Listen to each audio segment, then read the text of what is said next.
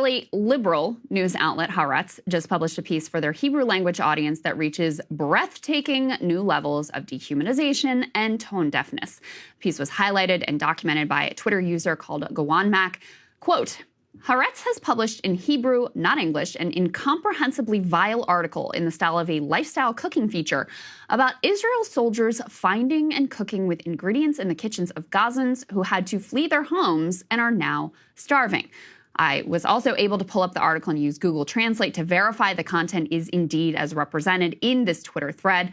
Basically, for this feature, they interview several IDF soldiers about how they scrounge around in the bombed-out homes of Gazans, combine these pilfered goods with their own rations, and then prepare bountiful feasts that help them take a much-needed mental break from all of that hard genocide work. It's replete with images of these thieving chefs and the culinary delights that they concocted in the family homes of terrorized Palestinians.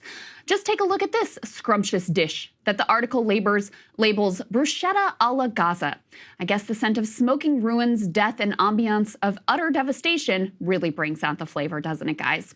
Here we see some war buddies sharing a meal with the caption, "Warm meal." We understood that it is possible to fight and take part in campaigns and yet eat well. And this became the story of our unit.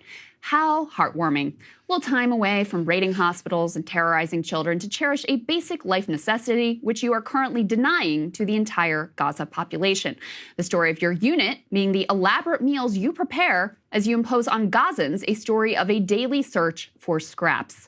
Any concerns about the war crime-laden context are shrugged off by both writer and soldiers. Haaretz asked casually about, quote, the feelings of cooking and eating in Gaza family homes. The response, at least per Google Translate, quote, there are mixed feelings, no doubt. After all, I use their tools in their house when they are not here.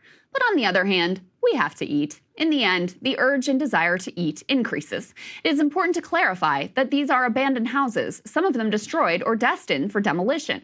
And this is the way the IDF fights in Gaza. Oh yes, we are well aware of how you fight in Gaza.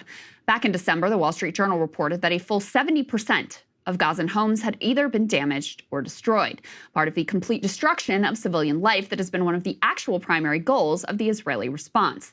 That's part of the context in which this glossy lifestyle feature was produced, soldiers quartering and pilfering in the very homes they've forced families out of through sheer terror.